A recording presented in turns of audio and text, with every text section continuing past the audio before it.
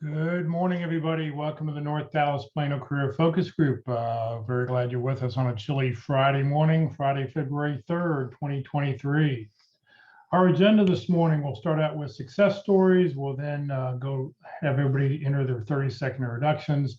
We'll then go to our committee reports, and then we will have our main event, which today happens to be open forum. We'll talk about whatever it is you would like to talk about in your job search.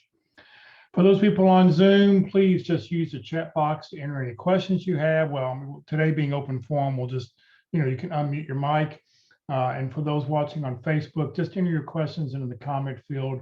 I am monitoring the feed and we'll be sure to get those questions answered for you.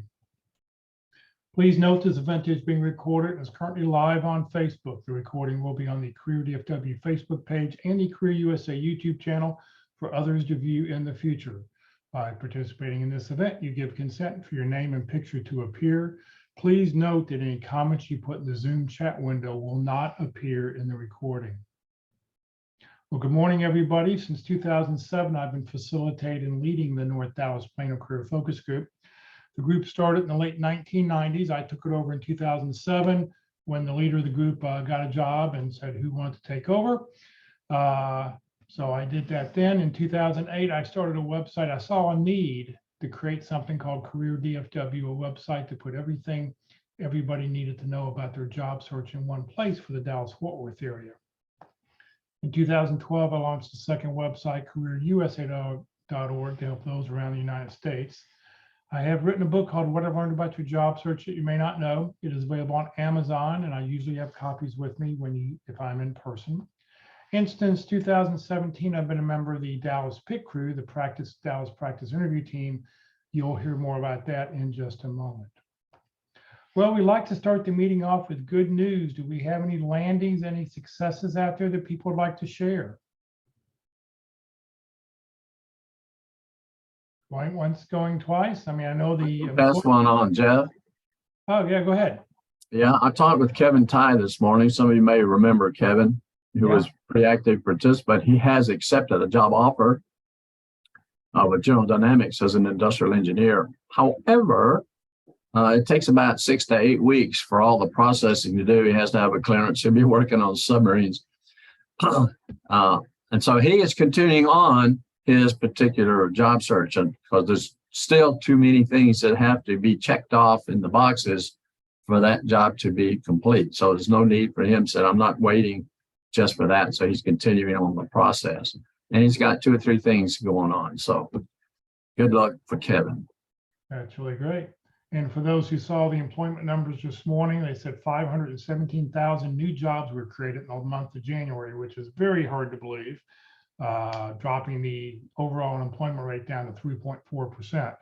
So analysts only expected 187,000 jobs. So, 500,000 jobs. I mean, I haven't seen a number that big in forever and ever. So keep looking out there. I mean, companies are laying off, but companies are also hiring. Anybody else? All right, we'll keep on going here. All right, what we love everybody to do now is please enter your 30-second introductions into the Zoom chat window. We'd like to know who you are, name, phone number, email address, couple position you're looking for, and 2 or 3 target companies, and then hit the return key. That way it all gets put in together. The reason we're doing this is for a couple reasons. Number one, I use this to update the roster. Number two, if this is a workforce, if you're using this as a workforce, job for the week, or a account for the week, I have a record of it. And also, this is a great opportunity for you to network with other people who are on the call today. Now, we're not meeting in person just because of the Plano schools were closed again today, so the church was closed, so we weren't able to meet. So, this is a great opportunity for you to reach out to people. Look over that list when I put out an email this afternoon with all the details, everybody's details. You may find that somebody at one of these target companies and you can help somebody else out. That's the whole key to this. How can you help somebody else here? So I'm going to put 30 seconds on the clock. Please go ahead and put your information in. For those watching on Facebook, if you want to put your information in the comment field, I will delete it immediately after the meeting's over so it doesn't hang out there forever and ever.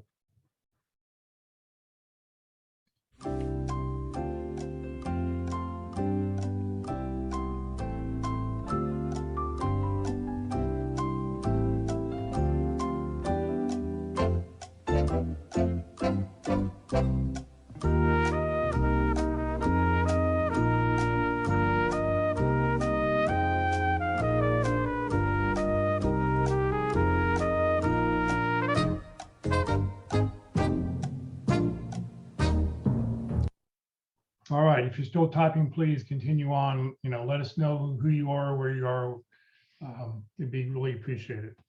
All right, if you know somebody who recently got laid off, somebody who's not sure about what to do in the job search, please let them know about Career DFW and Career USA, two totally free websites that are out there to help people who are unemployed. If they just got laid off and they're not sure what to do, I've got a great one-page handout that's on the front of both pages. They can click on it and they can, give them a two-page handout of here's some things you need to do when you just recently got laid off. Also on the Career DFW calendar, be sure to check out the calendars that are on this website. Career fairs, career training workshops, all sorts of great stuff. All the things that are in gold or free workshops that are happening every day. I added a bunch of new ones this past week from Jewish Family Services for the next month. They're putting on some free training in Word, Excel, PowerPoint. You can sign up for those classes. All the information is on the website.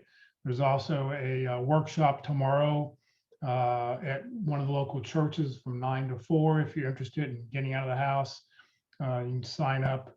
All that information is on the Career DFW website. And I've loaded job fairs that I found from the firms in the local area. So please be sure to check that out. All right, the Dallas Practice Interview Team. Let me talk about that for just a second. First of all, practicing an interview. Remember, when you get back up, your resume and your LinkedIn profile is not going to get you a job. What it is going to get you is a phone call. How well you practice your interviewing skills, that's what's going to get you your next job. So at the Dallas Pit Crew, what they want to do is they want to offer you a free opportunity for you to be able to practice your interviewing skills. The motto there is practice early, practice often. Don't wait until you have an interview tomorrow and call them up and go, hey, I need to have practice. Well, that's going to be a little too late. Practice now while you have the opportunity. They find that when people practice 3 to 5 times, you become very proficient and you become very good in any kind of interview. All the interviews are conducted by hiring managers who've hired in the past or are currently doing that role right now. It'll be a panel interview. It'll last about 45 minutes and there'll be 15 minutes to 30 minutes of feedback at the end. You never get feedback in a regular interview, but you'll get feedback here. So all you need to do is send a resume and a job description. Well, Jeff, I really don't have a job I'm applying for right now. That's okay. Just find a job description that you'd be interested on the internet. Send that in, send in your resume. Let them know this is just something you pulled off the internet. Let them know where you are in the interview process. And you let them know your schedule 2 to 4 days out, and they will schedule an interview for you. Just send all that information to dallaspitcrew@gmail.com. And if you need more information, just go to dallaspitcrew.com. All right, good morning, Walt. Let's hear about the Interview Success Workshop. Well, good morning, everyone, and welcome, Mark. Good to see you. What does the Interview Success Workshop do that's similar or different than the Pit Crew, which I heartily recommend? I think the panel interviews, the mock interview is a great practice tool. I'll take advantage of that. But as I was looking at that and participating with the Pit Crew, I thought maybe there's something else we need to do with interviewing. And I kind of dropped down to the fundamentals and came up with a model of just what is it that we're doing in an interview. And I said, well, we're selling ourselves, and just what is that? And so I developed a model that said we're selling who we are, what we do, and how we can help. Those are the 3 parameters. So how do we do that in an interview? So I'll put together the free interview success workshop to say, just how can we sell ourselves? How do we do that? How do we accomplish that? So we can get ourselves in the selling mindset as opposed to the I'm here to answer questions mindset. Quite a bit different approach. So it's very informal. You have to be registered to attend. You just send an email. There's a QR code there that'll help you get started with an email to say, I'd like to register. And I'd just like to know how you learn about the workshop. And I'll send you back some availability dates and get you scheduled. I only do 1 or 2 people max at a time online. It's one of those things where instead of sitting there and worrying about answering and having anxiety and having stress and all that, We just have a learning interview. You do get a video of an interview. You will be interviewed. We're going to cover some basic categories of questions and approaches, perhaps structures, options, how you might answer questions based on the question, who's asking, and where you are in the process. So I'd like to kind of arm you with some options and approaches rather than us memorizing the answer to 3,000 questions so that we can be prepared, which is not going to work very well. Love to have you participate. Just send me that email. And when we have our sessions, we're going to have a little fun. We're not going to worry about stress and anxiety. So we have learning without squirming.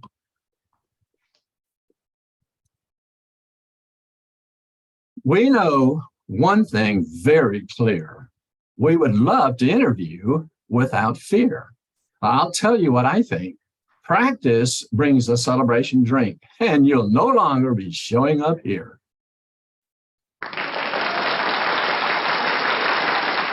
Thank you very much, Walt. We always miss when we don't have a poem every Friday now. All right, it's time to hear the career tip of the week. You can find it on the Career DFW or Career USA websites. Every Saturday afternoon, a new tip pops up. So Rosanna's going to tell us what this past week's tip was. Good morning. Good morning, Jeff. Good morning, everyone. All right. Well, this past week's tip of the I just closed it. Hold on one second. Sorry about that. Past tip of the week is dated January 29th, and it's 5 tips to make you stand out in a competitive job market. And this is by Ashley Stahl. The tech sector laid off more than 150,000 employees in 2022, populating the job market with a wave of talent from some of the country's most notable companies. Job seekers energized with a fresh new start for the new year may be in for a tough awakening. Getting a job just became much harder. CNBC reports that according to job recruiters, the tech market remains competitive even if job seekers are considering fewer offers than they have in the past. Ongoing inflation and talk of the 2023 recession will likely make the job market even more competitive this year. Whether you're applying for the same position as someone who lost their job or looking for something that provides more financial support, being a top candidate means bringing your A game to the hiring process.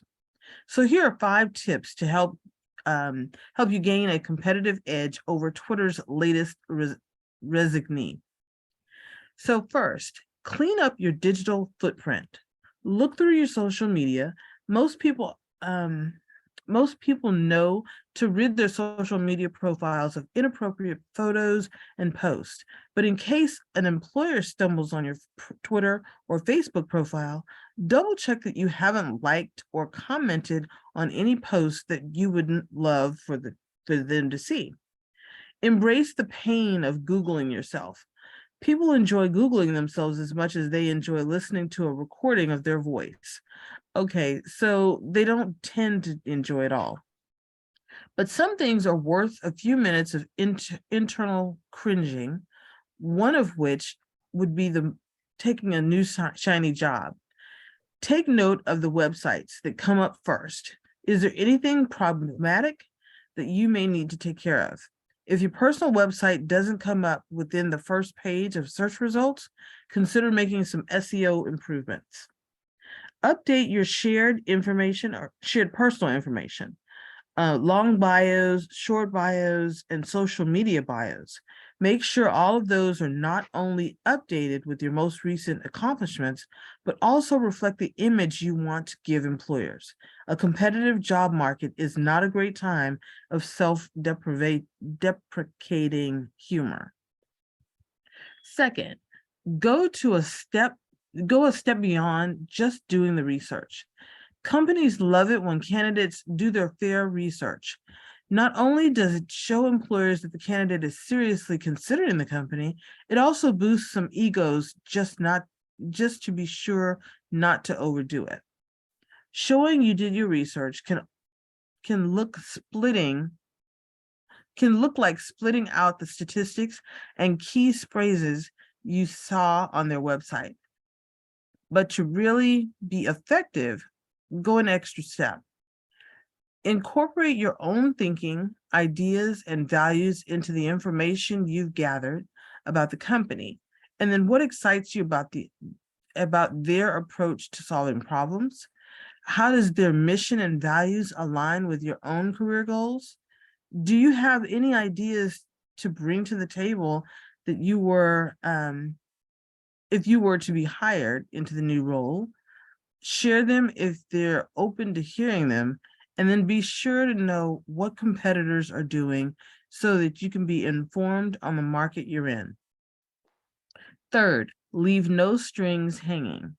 Nothing says you're interested in a company more than thank you emails, and if necessary, a follow-up email. Not only is this a gracious practice, it also gives employers the positive image of you before they make their decision. Fourth, do some reflecting. You don't need to insert your inspirational quote about failure to know that rejection is a part of life. Coming to terms with rejection and getting back on the horse, though it's only the first step. Dare I say, achieving success despite failure is not just about how many times you get back up. Dare I say, achieving success despite failure is not just about how many times you can get back up. If there's only one thing that you take from this, let it be this. Never ask a company for feedback after getting rejected. Despite their good intentions, many people don't realize that asking companies for feedback can open the door to legal issues, and that causes major problems on the company. For this reason, HR is usually well-trained to decline that request. Instead, form your own opinion on how the interview went. Be honest with yourself. What could you have done better? What questions did you feel unprepared for? Were there any moments that made you feel particularly anxious? Also, reflect on the hiring manager's demeanor and body language. Were there any points during the interview when they responded in an unfavorable way? You know more than you think about what you did or what you do. Take note on the kindness of the candidate Take note of the kind of candidate the company was looking for and any interview answers you may have given that reveal the ways in which you may fall short. Is the gap specific to the company and position, or is it something you foresee standing in the way of you getting other jobs with similar demands in the same industry? The mismatch may be because you lack a skill set or preferred style of working, or because you have location and or time requests the companies cannot meet. And then fifth, tweak your approach and head back to the actual job boards. Taking stock of things first that didn't align during the last application or interview process isn't enough to make things fall in place during the next go round. Make a list of things that you can change to close any gaps, making you fall short of what hiring managers are looking for. Then pick a gap to resolve. Maybe this means adding another certification to your tool belt or accepting that you may need to relocate. Whatever it is, repeat the process enough, and it will only be a matter of time before you land a job offer.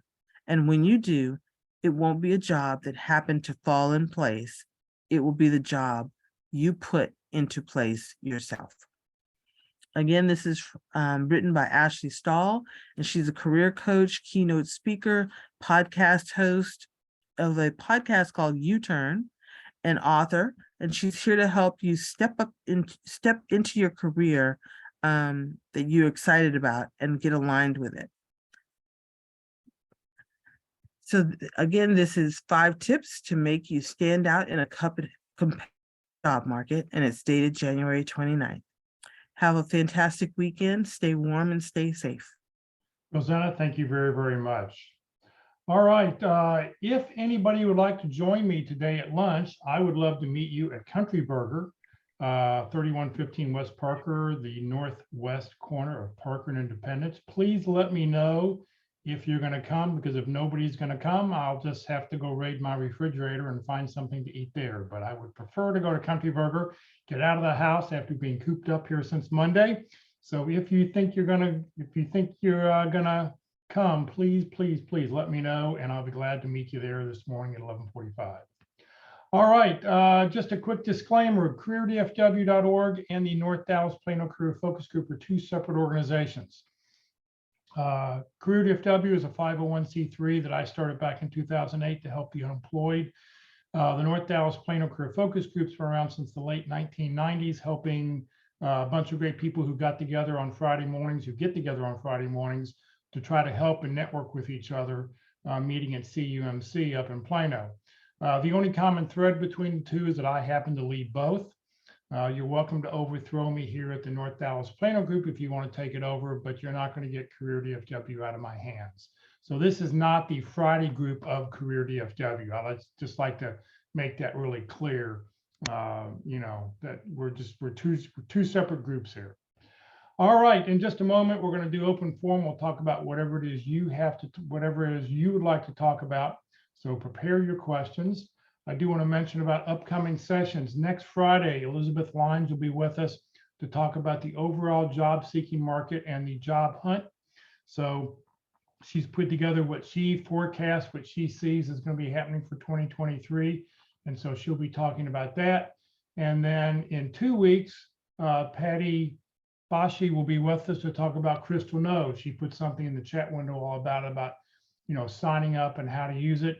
But she'll go into a lot of detail. She'll show us how to use that in 2 weeks. It's a great program. It's really, really interesting.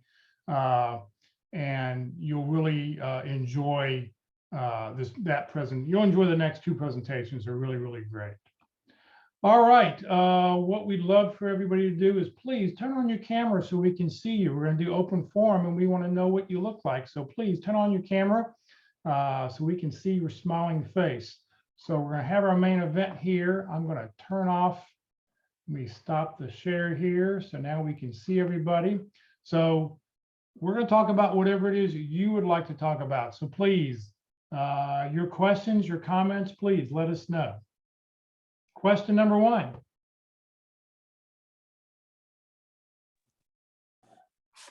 I have a question. Okay.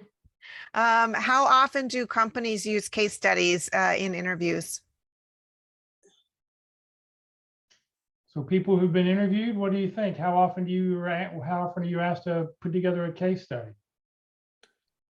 So I will jump in because I had to do it the last time I was looking, and it seemed like it was more towards tech or fintech type companies, more so than I've seen it with other companies that I've interviewed with. So that's the only thing that I can say, is that it depends on that type. It seems like it depends on what industry they were in. Interesting. Anybody else have any comments?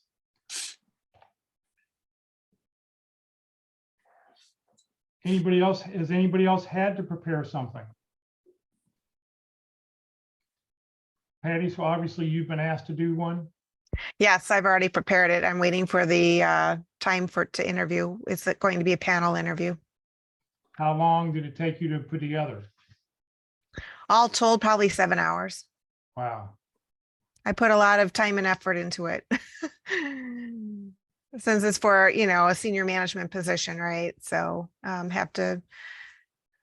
obviously I'll go through everything, but it's better to get the words on paper and then have to, than just have too much of a high level presentation for them. I'm sure they wanted to get into the weeds on some things. Right. So question I would have is, do you feel like you're giving them a free consultation? No. No? Dennis, I saw you shaking your head. What do you say? Yeah, I mean, some of the stuff that we were looking at, my last company, there was a few times that people were looking for the free consultation that way and ended up either not hiring or not. So, I mean, everyone's looking for a little bit different. I understand thought reasoning behind that. 7 hours was a little bit more than I had to do in my mask company when I was hiring.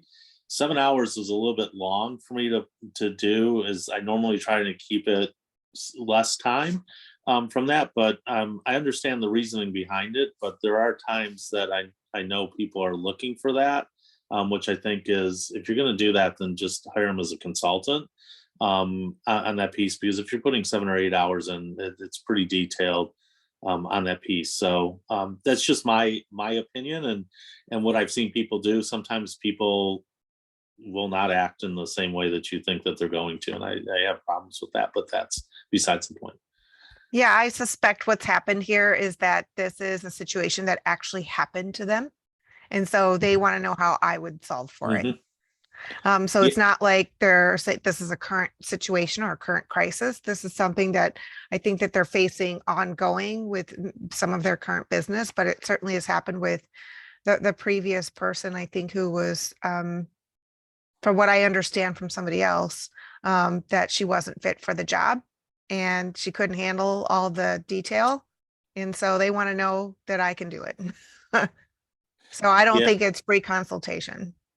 Yeah, I mean, one of the things, luckily I did get the last job that I had, but what I ended up putting together was an actual thing that they needed, like what reports I would build, how I would organize the group, what I would build from. So it was whoever, there was pieces that I know my manager pulled out from under interviews that were happening, but it's good if you land the job, it's great because you've got a great blueprint of how you're going to move in and make a difference. So that was the upside that I had when I did that. It was just the pain was going through putting it together, and then hopefully you get a response quickly, because mine dragged on for another 2 months after that while they were still deciding. So hopefully it goes quickly for you. So good luck on that. Yeah, I had 2 interviews last week, one on Monday, one on Tuesday, and then the case study was next. So it's happening pretty fast. It's just a matter of the hiring manager isn't available for like 2 weeks, and he's one of 4 people that need to be in those interviews. So A question and for you, I already Patty. interviewed with him. So Is this case study, is this what you'll be doing in your job? I suspect, yes. I would suggest that you don't provide them any written documentation of any kind. Just tell it. Yeah, I had to put together a PowerPoint presentation to present. So that's part of One the of Dilbert's cartoons is where they can't solve a problem, so they do fake interviews to have the candidate solve it for them. So, well, again, I think the person who had the job before was let go because she didn't know how to solve for problems, and I have the background where I can do that. So, we'll see what happens. well, it sounds really encouraging, when you got a chance to do something real to them. Very good. And so it can be a very positive experience. Yeah. I mean, I haven't had to do a case study interview, since my first job at Nielsen in 2005. But so this is a common practice in marketing research companies. So I guess it's not just in tech, but I didn't have to do it for when I got hired into my previous role or the other one. But for this one, I do. All right. All right. What else can we answer for somebody? What another question somebody has about their job search? I don't have a question, but I have a comment. If I was listening well when Rosina read out the tip of the week, I think I heard it as being, not being encouraged to ask for feedback. Correct. She said, don't do it because most companies, any company that's smart won't give it to you anyway because of a liability situation. That may be, but I don't think that should prevent us, because I'll tell you, no less a company than Bank of America. I got feedback within like 3 hours, and the recruiter was so nice. He evidently checked with the hiring manager and said, yes, he said you did really well at the interview, but there was just too much competition, and he found a candidate who was the best fit for the position. However, he's kept your resume for the future, blah, blah. So you never know, because that was encouraging, if nothing else, and I knew the interview went well. So Right. I mean, it can't hurt to ask, but just exactly, expect yeah, that- that's just what I'm trying to expect that say. There's a good chance they're not going to respond very well. Right, I mean, and that kind of stuff. it won't look bad on us, or, shouldn't prevent us from asking if we really want to know. I tell you what, while you're on, why don't you give us your 30-second introduction? Tell us who you are, what you do, and what you want to be when you grow up. Oh, I know, it looks like I've finally figured that out after putting myself through a 6-month cybersecurity boot camp at SMU. Paid a 5-digit amount out of my pocket. But I listened to the instructor who said start out as a generalist. So I've come out from a software engineering, software development background. So I already have the background. An IT auditor is what I'm shooting for. I'd also take a GRC analyst because I happen to have a legal background, passed the bar exam in Bombay. So there's some legal background there. Let's see. Lily Okay. Kadur. Sorry, I forgot. It's there. Only my first name's on there. All right, Patty, I forgot to ask you. Why don't you give us your quickie background, then we'll have Dennis do next since he's already chit-chatted a little bit. Sure. So I'm a marketing research professional, and I'm looking for opportunities at a senior director, VP level, working at marketing research companies with consumer packaged goods companies as clients. So I really love analyzing data and providing insights to clients and helping them solve their problems.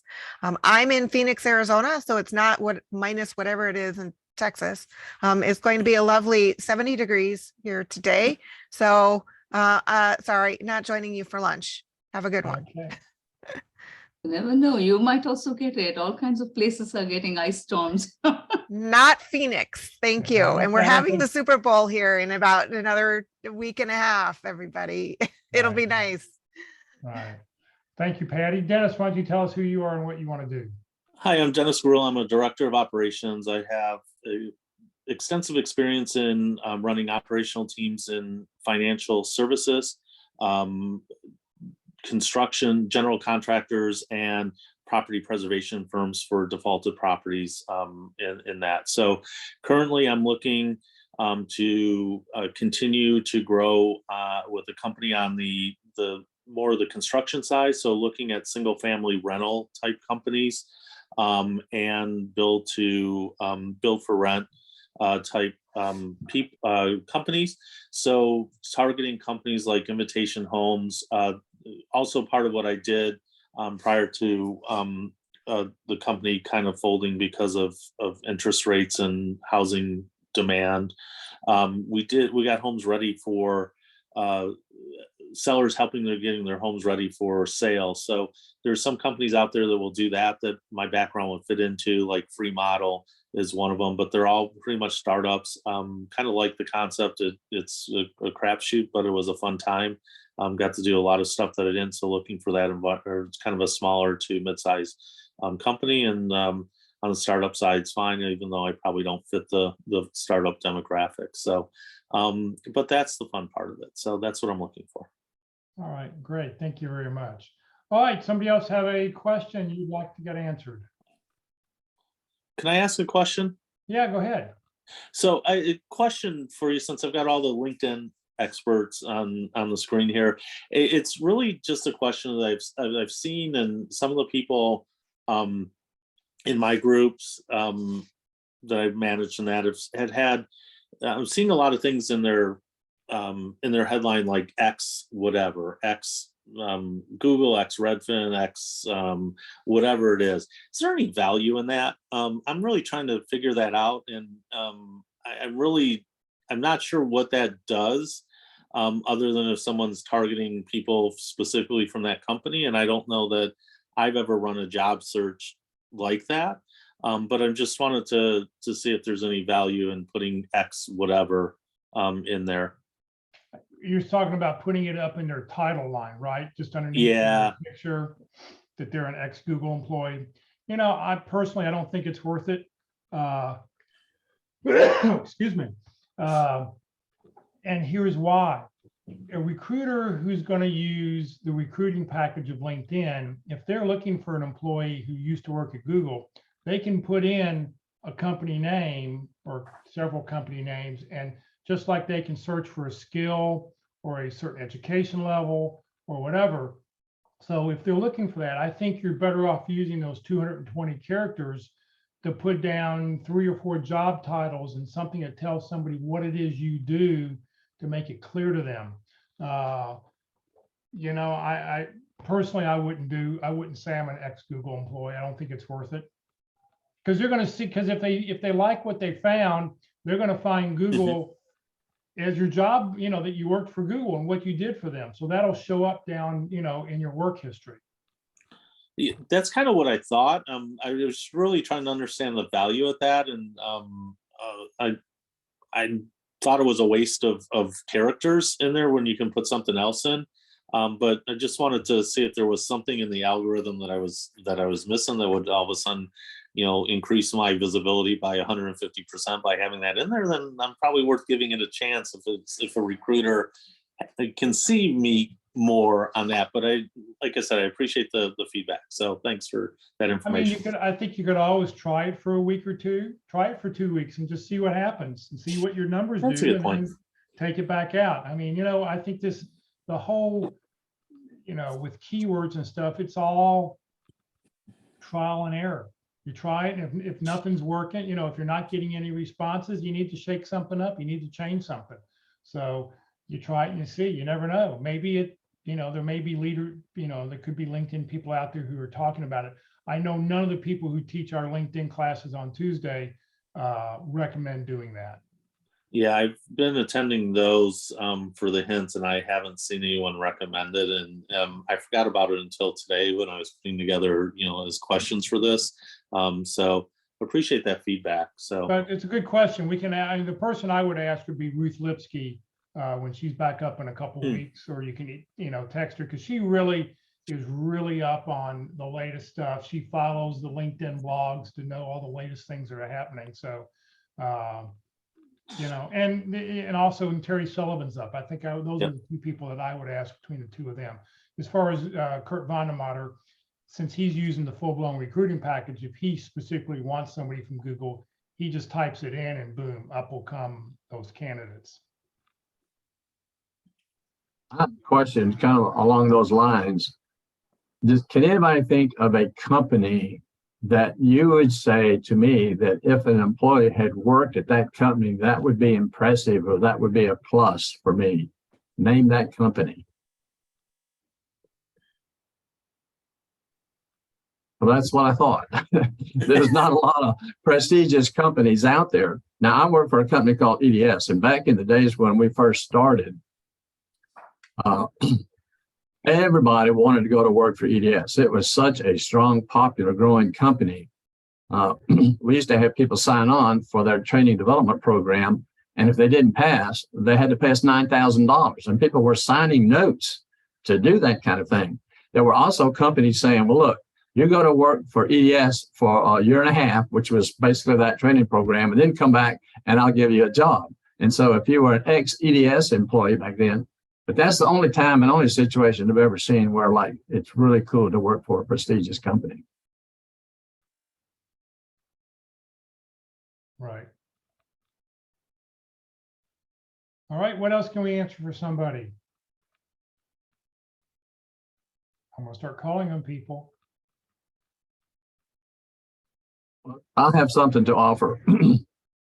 I'd like to give you a scenario because I had a phone call, and this was kind of the gist of it. The person was interviewing for this role, had interviewed with the manager.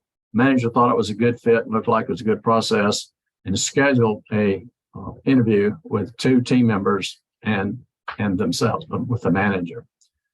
There was some difficulty signing on because they had given a wrong code, so it started late. The manager didn't show up. And then there were 2 people who were less than proficient at interviewing. One person didn't ask any questions at all until the end. The other person asked a question. The question asked at the end is, why so many jobs that are short term? Says, I think I'll ask that for, you know, the manager. And so why you only have these jobs that just don't last very long. Then they began complaining about what it was like to work there and all the problems and issues they had. And then got a notice that came back that said, sorry, we didn't select you. He desires to want to really go over and tell that manager, give some facts about what went on in that interview. And basic question was, what do I do next? My question back was, do you want to work at that company? Yes, I do. So, all right.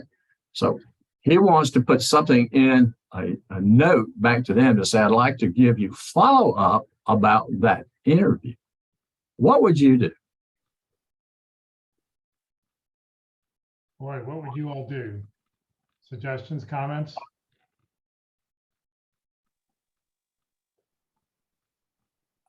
I don't know what the win is on that of doing it. And I don't mean that in a bad way. It's just, it doesn't sound like it's going to change. And even though you want to work at that company, the question is, can you actually handle that culture? Because it doesn't sound like it's going to be a very good fit in the long run. And sometimes you can't change company culture. So I don't know whether that's, if I'm on the receiving end of it, I don't know that I would say, well, you're starting out and complaining about my people that I liked and I may have picked in that spot. So then is it going to be viewed as an attack on a manager? And sometimes people don't take that feedback as constructive. So that's what I'm saying. I don't know what the end win is on that. So I think it's difficult. It sounds like a horrible interview. And I've seen those, but luckily taking your class, sometimes you get the skills to work around that. But it's a tough spot. I don't know what I would do. I don't know that I would want to work through that bad. So what, if you still want to work for that company, what would you say in the thank you note?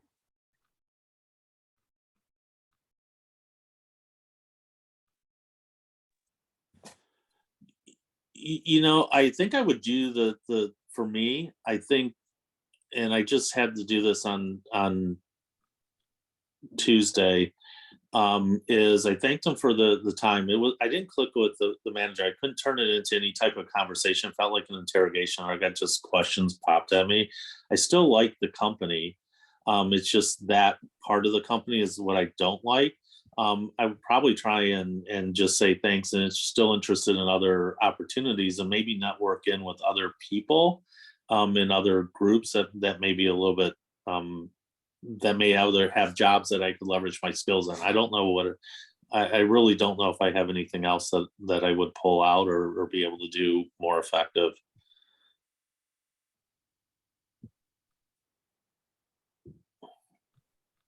Any other comments or suggestions?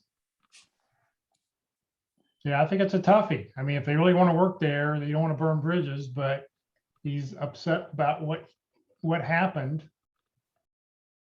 I mean, there are a lot of bad interviewers out there. Well, here's one of the challenges.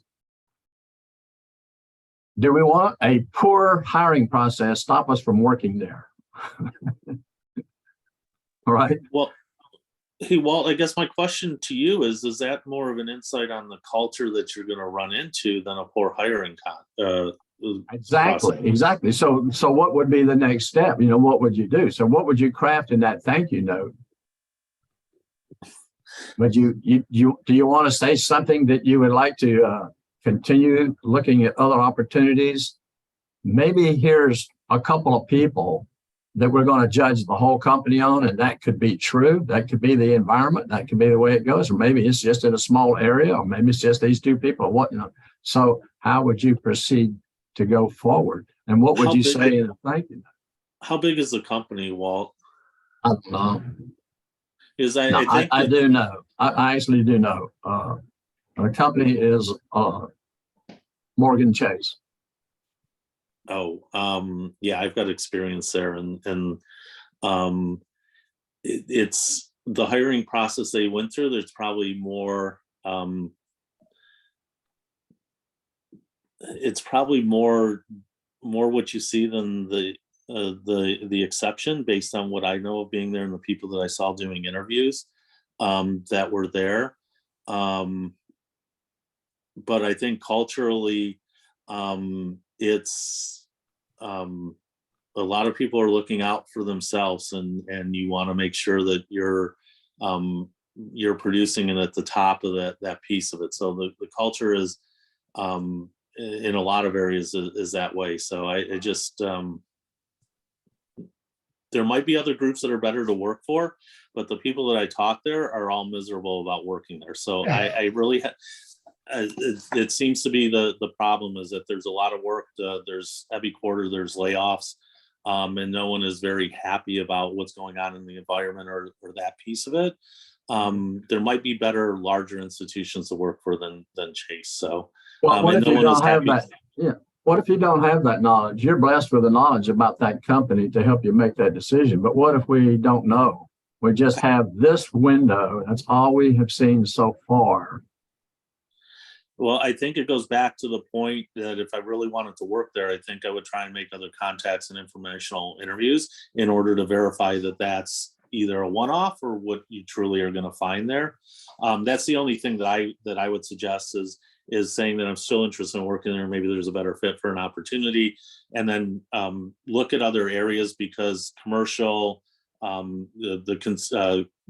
consumer bank, home loans, all those have different areas that you can look in of what they're looking at. And right now, their big growth areas at Chase are compliance and risk. So there's a lot of interchangeable skills between like commercial bank investments and that you may be able to fit into and find an environment that's a little bit different.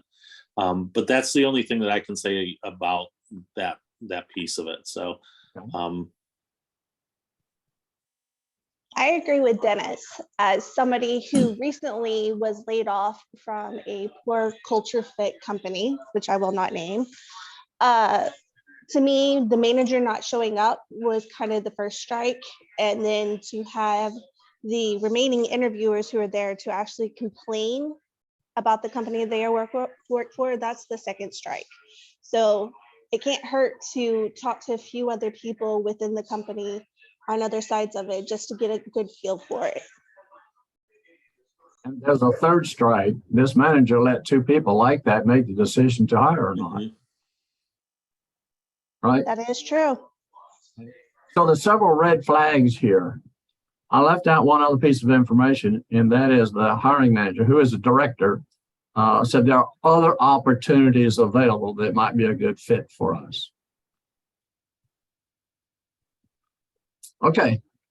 So I'll just use this to kind of get conversation going, put a scenario out there to say, what do we do in these kind of situations? I will tell you what I did. I gave options. I don't ever say this is what you do. I give options for you to do, and then you can choose what you want to do. So you have several options, and he was almost driven by just dying to give this person feedback and tell them and try to help them and let them know what's going on in the company. And my suggestion was don't do that at all. Just like Dennis said, don't be negative. Don't go back and open that door or whatever it might be. The person is so busy they didn't have time to make the interview. Did apologize for not being there, but if you still want that job, I think Dennis has a great suggestion. Let me really find out what's going on, what's happening. Is this a small area that's showing this up, or is this a company-wide thing? And you might also do that with the manager themselves. So in the thank you note, one of the options is thank you for the opportunity to discuss this particular position. I know that we discussed other opportunities that might be available. I'll be glad to discuss with you at some time in the future. I'm still interested in working there. And then when you get in to talk to the manager more, now you can vet culture with that manager doing that particular interview. So there's a second step that you might want to take. So that's an option as well, but you really have to decide. Now I'll plug next Tuesday, the 7th, Frisco Connect. I'm going to talk about vetting values and culture because it's so important as part of the job itself. How do we do that? And what do we do? That sort of thing. So it's about, I think it's at 9:00. You can look it up on careerdfw.org calendar for next Tuesday at 9 Central. if you're interested in talking about that, or helping me discuss, because I want to get some feedback with that one, that presentation as well. And you do need, if you want to see that next Tuesday, you do need to be in person. They are not doing Zoom or Facebook, so there's no way to watch it unless you're there in person next Tuesday. They just canceled that yesterday. It's going to be all online, YouTube. Oh, really? Because, yeah, I'm not sure all the reasons why, but Foster called me and says, well, we're not going to do it in person. So I got to find out if I have to be there in person. I'm not sure how they're going to do this because they don't use Zoom. Right. Oh, so next Tuesday is not going to, oh, okay. I was planning to be there next Tuesday. I guess I have Tuesday morning off then. Okay. That's what Foster says. And so I've got to talk with him, another conversation to see what the logistics of everything's going to be. But I mean, if they need a Zoom account, I've got one. You know, I don't have the reasons and didn't go into the discussion on why they don't use Zoom at all. They are going in person only. And February 7th was going to be the kickoff of in person only. And you had to be there. I think they were going to video those sessions and make those available for people who are not local or something like that. But they're having some challenges. And so their first in-person meeting has been canceled in person. And so, okay. All right. if anything changes on that, Jeff, I'll let you know. Yeah, please let me know because I've got it on the calendar as being in person. Okay. Alexandra, I know you chimed in there. Why don't you tell us who you are, what you do, and what you want to be when you grow up? That is a really great question, Jeff. My name is Alexandra Faber. I live in South DFW. So all the fun places in the career focus groups and everything that are close to me are an hour away. I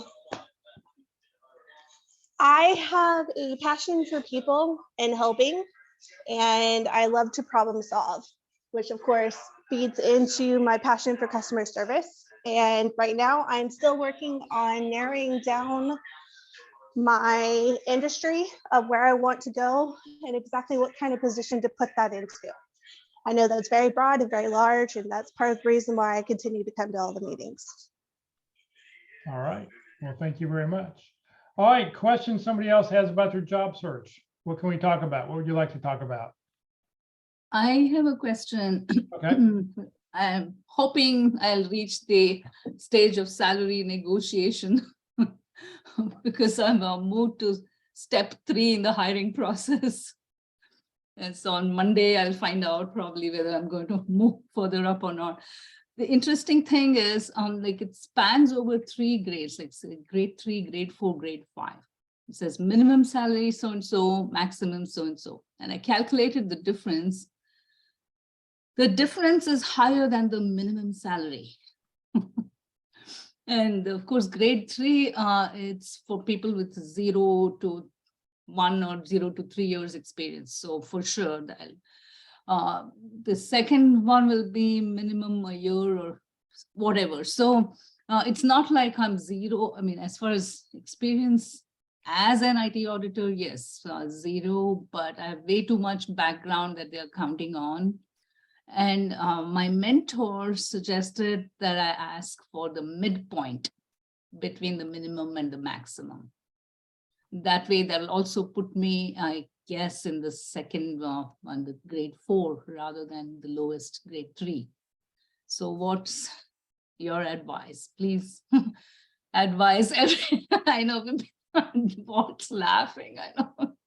Well, I think it boils down to when you don't want to get the highest, because when you get paid the highest scale, there's no room for advancement because Correct. they're forced, they can't really give you any pay raises. Correct. I know that a job I had, I mean, I had a big book that had all the details as far as a job, and we were always told never hire anybody past the midpoint of a grade scale because you want to be, how depressing is you get hired, but then, well, we can't give you a pay raise because you're already at the top of the scale. Yeah. It's like it's defeating. So you want to be able to continue to give those people pay raises. Right. So, I like what you said, you're going for the midpoint But, average it out, give them a range. I would, Correct. That's a good point. Yes, make the range less than that midpoint, starting. a little less than a little bit less than the midpoint and a little bit more than the midpoint. And, Okay. and make it a very average kind of, an average kind of range, because you just never know. And it's also got to be what you feel comfortable with. Do Yeah. you feel like I could live on that salary? I mean, that's a decision. You've got to know what your personal minimum is also. Right, right. And I mean, actually, the very first interview I had, and he's one of the hiring managers, looked as if there was enough interest for him to ask me, well, if money is a concern, we could hire you at another position that involves project management, where, the starting salary is higher. So my response was, if it's going to be beneficial to start out at entry level and learn and grow, I'm open to that. And I'm serious about that, really, because I want a good foundation and do well. And I'm not thinking of looking for another job in a couple of years or anything. Right. That's it. Comments So, from anybody? Yeah, Patty. I see thank you hand so up. much. Yeah, I have a comment. As somebody who's worked for years and years, just trying to, to make it up, I personally, I go towards the higher end because it is a negotiation. And at the end of the day, like what's happened to me, I was laid off after a year. So the thing is, and I made my bonuses and made my commission and everything else. I don't know that I was at the midpoint. I'm sure I was above that, but I wasn't at the highest end. I mean, your worth. And as women in the workforce who've been underpaid for a long time, you go for the number that you feel like you need to go for personally as a woman. Because I feel that I'm sure other people in my same position are making more money than me. And that's a very personal thing to do. You don't want to price yourself out of market, but you don't want to lowball yourself either, because then it'll take that much longer for you to get up in the pay scale. And then they'll say, oh, we're giving a 2% pay raise. Hello, that's not even inflation. Like, are you kidding? So I would go for what you feel comfortable with, but don't short sell yourself. For sure. Good point. I mean, I'll add it's government, so there are two sides to it. The pay increase may not be much, so I'll have correct. To, and the pay increase is not going to be even keeping up with inflation. So you need to take inflation into account, and knowing that inflation is quite high now and that's not going to temper for a while. Are you able to live with whatever salary that you're going to go for, and give a range? Don't say I'm going to take $100,000. Say my range is this. And then what else can you negotiate as part of the package? And it isn't all about salary. There's, if you don't have unlimited vacation, you then negotiate more vacation days, negotiate more healthcare, negotiate whatever else. You're looking at the entire package. And that's the way I negotiate. But everybody is different. But your worth, and don't sell yourself short. Don't go too low, because then they'll say, great, we can have her for this price, and we were willing to go up to this price, and she didn't negotiate. I don't know. Do what feels best to you, but don't sell yourself short is my thing. So go ahead, Walt. I have some questions, Lily. Where are you in this particular process? Have you at the offer stage, or you? Not yet. I'm hoping it will be on Monday, or I don't know if there's one more step. Okay. So there was. And have you discussed numbers prior to the offer? No, only the first interview, but he said all these candidates, the numbers they ask, oh gosh, it's so high, we can't pay that much, but we are not that bad. But how much do you want to work there? Scale 1 to 10. How much do I would say at least an 8. An 8, okay. Yeah. Have you been able to gauge on a scale of 1 to 10 how much they want you to work there? I tell you, the very first conversation, and actually he asked and for an introduction through a mutual connection. And at the end of the conversation, he said, it's difficult to find people like you because of my background, I guess. Okay, well, let me go back to the question. Can you put a number on a scale of 1 to 10, where 10 is they can't wait for you to get started? Okay. And 5 is, yeah, it looks like, how would you judge their desire to hire you? I asked them how soon, what's the target date for the candidate to join? They said as soon as possible. And in fact, even in December, when the first conversation took place, he said, I take it you're able to join immediately. So do they sound excited to hire you? Are they energized? Are they really can't wait for you to get started? Or, how are they responding to how much? I'm still looking for something, because Patty's got some great, conversation ideas and thoughts about how you to do this sort of thing. And I'm looking at situation and where it is to say, kind of what options are available to move forward with that, to that negotiation. And one of the major factors is, how bad do they want you? Mm-hmm. The more they want you, the more they can't wait for you to get started, and all that is, the more dollars you can get. You're in a better negotiating position to do that. So is there any, if you can judge that, then you can go a little bit higher than, the midpoint, if you want to go to the midpoint. So that's one of the factors to consider. So if you really want to work there and you say, look, I'll take a lower salary to get in, I'll do that learning. If that's more important to you, okay, you mentioned that. So, okay, that's fine. You're willing to do that. But at the same time, I would go to Patty's advice on saying, here's some things you want to consider and do. Don't shortchange yourself and that sort of thing. And you can go towards that. I also suggest arranging things. In your particular case, and in anybody's, if you want, I'll drop a file in the chat window and go find it. And it's it's a spreadsheet. It's an Excel file for us. For Excel lovers, it's great. And for those of you that don't care for Excel, it's not so much fun. But it's an evaluation of the offer. And down the left side, there's about 50 things about a job that you want to monetize to some degree and prioritize. The total package, for example, Patty was talking about that. Do you have their benefits package? Do you have the benefits book? Do you know what all that is? I do. Okay, so you can evaluate that and see what that, how important that is to you. The salary, is there bonuses or the commission? All those different things are in there, and you can rate them and prioritize them and say, here's what's most important to me. The reason I have that file is I suggest that we should prepare that now, so that when the offer comes, I don't have to stop and try to figure it all out. Right? I can, prepare it in advance. So I can throw that file in there to help you with that. I just put it in. I just put it in the chat for everybody. Okay. Thank you. Yeah. So yeah. It's a great you file. Thanks, Walt. I'm an Excel guru, so I appreciate having the Excel file. Thanks. Yeah, there's a few cells in there that are calculated for you, and they're marked and they're colored or whatever it might be. So you put in some numbers and see how that comes out. I think there's 2 words I think that are very important when you're in salary negotiation. And it's like, well, whatever you're going to pay is going to be fair and equitable. I like putting those 2 words in, whatever the term is. For those people who remember seeing Steve Zipkoff, he hasn't spoken to us because he wants to do it in person. He doesn't like using Zoom. He has a joke about pay, and I actually used it once and got a chuckle out of the guy.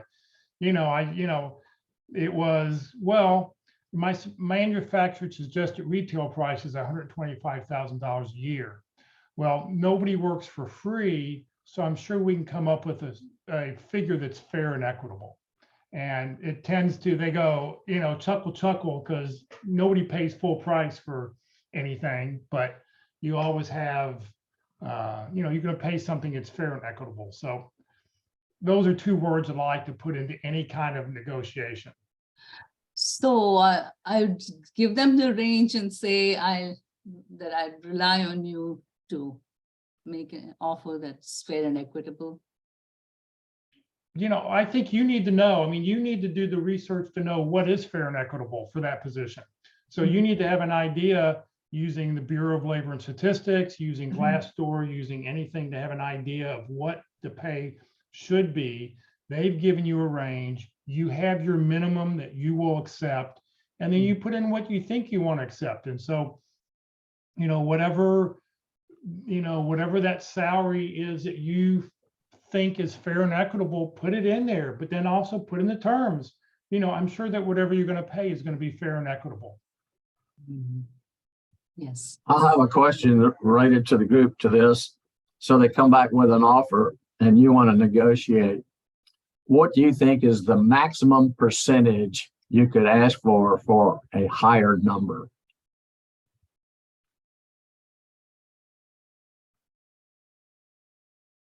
Because I didn't really understand the question. Okay, suppose they offer you 100,000 and you're going to counter with a number higher than 100,000. Take a percent of that 100,000, say, what percent more than what they're willing to pay should I ask for? If you ask for too much or too little, or what, so what percent would be a guideline to say, if I countered, it would be this percent higher than the offer. What would that percentage be? Now you said this is for the group, right? Not just to me. Yeah, for the group. Yeah, for the group. I've done 10%. 10. Do you feel comfortable at 15? Yeah, I've done that too. Okay. I mean, I've gotten 25% or 50% pay raises. I mean, what it just depends a little bit on how much information they've given you regarding the range. If they've told you, you know what, we're maxed out at this, but others have gone back saying, I've talked to finance, I was able to get the money that you've requested. Right. Come on, folks, it's a negotiation. I mean, that's as much as all of us dislike negotiating for cars and stuff, you got to negotiate. And if you don't know how to learn how to negotiate, take a negotiation class. But it is about the whole package at the end of the day. For me, it's not just salary. I look at everything else as well. We have a fear about negotiating a higher price. What is that fear? I mean, I don't have a fear. I negotiate. I mean, what, okay. But for those of us who are concerned about negotiating at all and raising the price, why don't we do that? Well, I think you fear that you're not going to get the job, that they're going to yank it away and go, well, Right. we'll hire We somebody fear else. we feel that they'll rescind the job offer. Okay. And they won't do that. Therefore, that's one of the factors that you use in the decision of raising it to see what it is. But I will come back to the way you ask. Okay. I hate negotiating by email. All right. I just dislike that entirely. I'd much rather negotiate on the phone or in person with somebody when you do that. And you come back and you say, well, I'm thinking about 110. What would you say to that? Right. And it kind of offers them, the chance to say, well, I don't, they say we can't, because they may not be able to afford you. All right. And you have to make a decision. Smaller companies, startups, they can't afford all this stuff. And they need people that are way overqualified to do the job and should be making a lot more money, et cetera. But nonetheless, if you can couch it in a way that just doesn't say 110 or nothing. All right. If you don't give me 110, I ain't working here. So you couch it into a little bit different, but you're still negotiating. But negotiating from their point of view and what's going on in their mind. But I like Patty's approach. It's like, if we can interview for a job and early on, they talk about a job for 100. And at the end of it, they say, time out. I got to go get more money, because your value, what I thought and what you can actually do for us is so much better than this. I'm going to change your job title a bit. So we go for the goal. We don't go for what. Exactly. It really depends on the value that you can bring to them. And if you can do a lot for them. And I think there's one more thing you've got to be real careful about. Who do you do that person-to-person phone call with or in-person meeting? I mean, who is it that you do? Do you do it with the hiring manager or do you do it with HR? Okay, I know what the answer is, but I'll let everybody else sort of throw out what they think what they should be doing. Who do you do it with? I did it with the hiring manager. Of course, has to be. And I- then that I- person went back to get the money. So they were the decision maker. Yeah, I mean, that is, you've got to be very careful that, yes, you want to negotiate with the hiring manager in 95% of the cases, unless you've heard that their HR department runs the show. Some Right. HR departments, they will run the show, but usually HR doesn't tend to negotiate as much because it's not their long-term hire. They just know they have to fill a position. So, yes. It's much better to have the manager negotiate for you than you negotiate for you. Right. Exactly. Yeah, I mean, it's all about what you bring to the table. At the end of the day, if they see your value and if they think, we're going to do this, you've got at least 5 to 10% more you can ask for, especially if you can say, I can do this for you right away. I mean, it's all about positioning, but you do what you feel comfortable with, but don't sell yourself short. That's the bottom line. I think I I Not in you're- today's day and age. needed to hear that. Yeah, don't sell yourself short. Yeah, I guess the hesitation is even more because it's government, Well, I think knowing the range is the thing that's key for you on that piece of it, of where you're at, because, to Patty's point, you want to get everything that you can. And sometimes knowing that it'll help you to figure that piece out. So that's just my advice on there. As a hiring manager, I used to try and bring people in at the midpoint, so that way they didn't end up being under range at that point.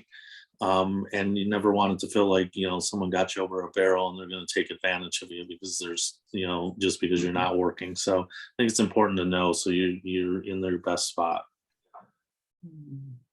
Right on, Dennis. Know your minimum.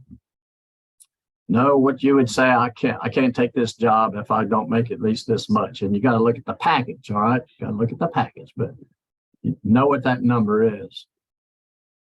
Right. Let's see here. Jane put a comment in here. Jane, I'll let you introduce yourself here in just a second. She put a comment going, I had one of the staff at an interviewing company ask me if our current company was hiring. Not a good sign. Well, let me flip that around for you. If they were a recruiting firm, they want to know, is your current company hiring? I mean, do you think they were asking you? No, it was, Do you think they were asking you because they're looking for a job, or they're looking to see if there are other jobs that they can try to fill? no, this was other people doing the job that I was interviewing for. Not a good sign. Not a good sign. No, okay. Jane, why don't you go ahead and introduce yourself to everybody? Okay. Hi, I'm Jane. I am a recent graduate with a master's in linguistics with a long history experience in technical writing. And I'm looking to put the two together and do technical writing on artificial intelligence projects that are doing computational linguistics for machine learning. So it's kind of a intersection in the Venn diagram of my two worlds that I'm looking for right now. Okay. Is I there did target have- companies that you're looking at, or? A lot of companies are doing AI projects right now, but they're not necessarily well publicized. But some companies that have been doing it for years, of course, are Google and Amazon, who have just had massive layoffs, of course, that kind of thing. I did see an opening yesterday, and something interesting in the job description jumped out at me. They asked for either a PDF resume or the URL to your LinkedIn profile. Now I can customize a resume.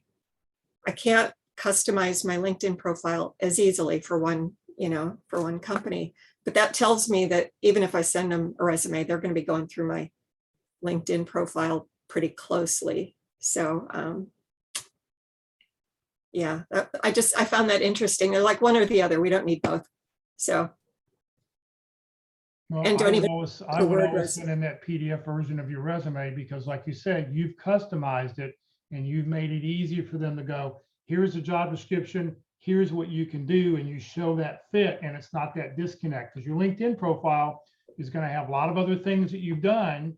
It will include everything that you've talked about on your resume, but it could have other things and they may not see Right, that connection. right. I will say on my, for this job I'm interviewing for now, because I only keep so much of history on my resume. I did say I have everything on my LinkedIn profile. So I talked about even a job before that was related. And also I've recently had a lot of LinkedIn recommendations from people I've just worked with. So they can already see what people are saying about me. Oh, good. Your LinkedIn URL in the contact part of your resume. It says them right there. Yeah. Yeah. What do interviewers think when they look at your LinkedIn profile and your resume and they're not consistent? Well, the way I usually suggest people do it and the way I do it myself is I make sure all the factual data is consistent and totally right on. But then under each job description, there's no way I can put down 5 bullets under each job description in LinkedIn. So I pick 1 or 2 that are either the best one I view as the best ones or that will help people remember me by. If there are things on LinkedIn that are not relevant to the job, Yeah. that's a negative. So if you've got those kind of things. So basically the guidance is that everything on your resume should be consistent with your LinkedIn. Mhm. And I suggest, and I know Jeff suggests, you have your master resume and then you drop it down. And I got 6 bullets for every job. I actually don't think you ought to put more than 3 bullets max on each position. All right. You don't need to tell your whole history or whatever.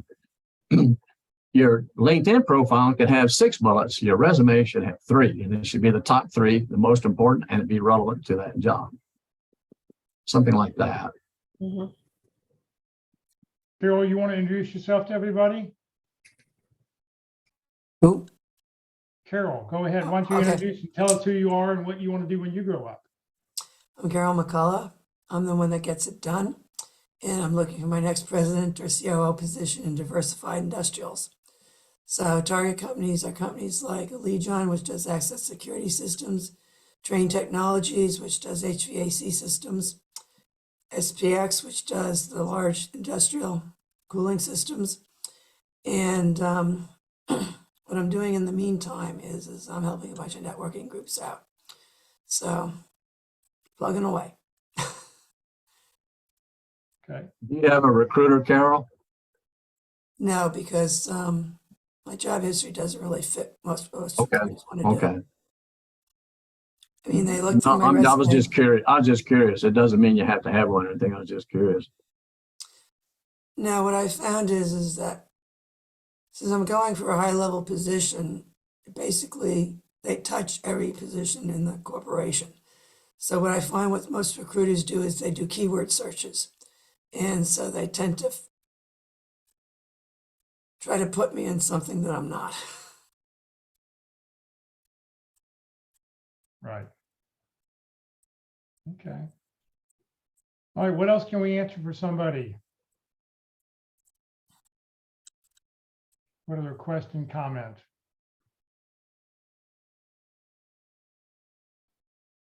Ernesto, do you want to tell us who you are and what you want to do when you grow up? Sure. And I actually did have a question. I was just trying to think of how to phrase it. So my name is Ernesto Weber. I'm a software test engineer, looking for that type of role. I'm also looking at some software engineering roles, depending on what the roles are. The question I wanted to ask was in today's world of remote work and hybrid work and whatnot, say you get a job offer and the employer asks to you to present your identifying documents, social security card, driver's license. In the past, I mean, I've been hired by companies or recruiters with local offices where I've been able to go there in person and present my documents, which I'm fine with. But if there's let's say, for example, there's no local office, what are some acceptable ways to do that? That haven't had that happen yet, but I've really been wondering. Has anybody had that happen?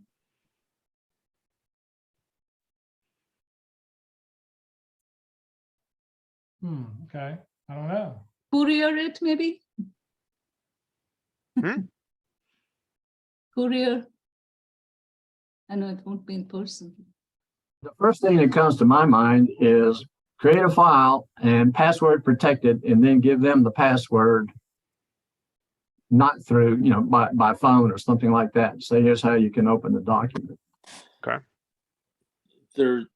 Some of the companies will use some local companies that will do the will identify you, show them your social security number, license, and they'll verify that you under whatever the program is. So there could be something that they use. It's been places that have done fingerprinting and stuff like that that I've heard of people doing as well. So Okay.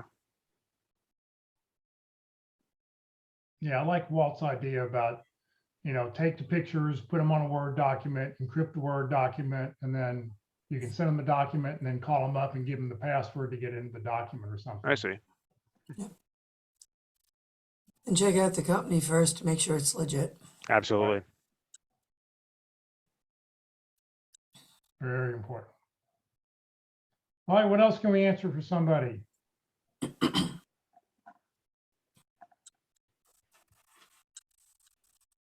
Anything? Anybody got anything else? Well, it's nice and hot in Phoenix. It's warming up here in Dallas, and I think Carol's going to get bombarded with the cold air here in the next day or two. So, Yeah, we're at 24 now. It's going to drop to minus something. so yeah, I know Carol's up east. So yeah, it'll be yes. I look forward to getting out of the house here shortly. Walt, you're muted. I think a lot of things is going to happen because it's going to be a cold day in, whatever. So since it's going to be that, then all those things that are supposed to happen when that occurs should be happening. Yeah, I know my son was not very excited. He lives in San Francisco and he's flying to New York City today. And the high in New York City tomorrow is supposed to be 8 degrees in the morning. Or the low is supposed to be 8 degrees in the morning. So he's like, man, how am I supposed to take all my winter clothes with me? And then it's going to warm back up in the 60s when I leave town. So that's not fair. Speaking as someone who's been to New York in February, I can sympathize. Yes. It reminded me what real cold felt like. Yeah. Yeah. It'll be chilly. So, all right. Anybody else have anything? All right. Let me share a few. First of all, anybody, I know people who are out of town can't, Patty can't come, Carol can't come. Anybody going to meet me for lunch today? No. Okay. I'm eating lunch in my. Hey, Jeff, it's Rosina. Huh? It's Rosina. I did want to offer up one more thing real quick before we Yeah, go ahead. Well, let me first, because I know how you're gonna call on me to introduce myself. Everybody knows I'm Rosina Gallman. I'm an experienced and certified senior talent acquisition consultant, and I perform as an RPO recruiter. And I've done that for the past 7 years. And RPO means recruitment process outsourcing, where I'm hired to work for client companies as their recruiter, and I'm under contract. Well, I am so passionate, obviously, about helping other job seekers, get prepared for the best job opportunities within my client companies and anywhere in the market. And so I participate in several networking groups and I offer career coaching guidance as well. And I'm currently attempting a slight career change myself to a regular employment role because of financial stability. As a contract recruiter, contracts come and contracts go. And so I need the financial stability. So that's why I'm kind of offering this opportunity. One of the things I've noticed that has helped me kind of expand, since we're here in the Dallas-Fort Worth area, and we know everything is very competitive, and that kind of goes along with the career tip this morning. One of the things that's helped me is expanding my thought process on what else can I do? Where else can I go? And how else can I use my skills and experience to expand the opportunities that I'm applying for? And so one of the things I want to throw out to everybody is think about the question, what are 5 ways that you can use your degree? Or what are 5 ways that you can apply your skills and experience across other industries? Here's a good example of what has helped me or expanded mine. So as a recruiter, I can hire across multiple industries. As a recruiter, I can also work in career centers at colleges and universities. As a recruiter, I can also work, well, for me specifically, I'm a former military spouse, and so I can work as a military recruiter. I can also career coach to other military spouses or career coach to a variety of different companies. I can also work for some of the different job search vendors that I've partnered with, such as like Work at Home Mom or the Mom Project. So there's a lot of expansion when I look and try and answer the question I just posed to you. So I want to pose that question again. What are 5 ways that you can use your degree? Or what are 5 ways you can apply your skills and experience across other industries? When you really think about it, it may open you up to more job opportunities. When you start looking, you may see other things that you never considered before. And because here in the DFW area, it is extremely competitive, you want to try and get yourself into an area where it's not as competitive or you don't have as much competition against you when you're applying for some of these jobs. So I just wanted to throw that out there, and hopefully that'll help somebody. Rosina, write that down and submit it to Jeff as a career tip of the week. Right? Yeah, write up a blog. I'll make it. I'll be glad to add it. We'll make it one of the weekly things. That'll be Sounds good. All right. Well, everybody have a great weekend. Stay safe and warm. Thank you very, very much. All right. Let me just share a couple slides here. We'll get out of here today. Coming up next week, Elizabeth Lyons will be with us. She's going to talk about the overall job seeking market and job hunt. Rosanna, you may want to connect with Elizabeth if you're not, because she is in talent acquisition. I'm not sure exactly what she's doing now. I think I read that she just changed jobs in the last couple months. Yeah, she's at Wells Fargo.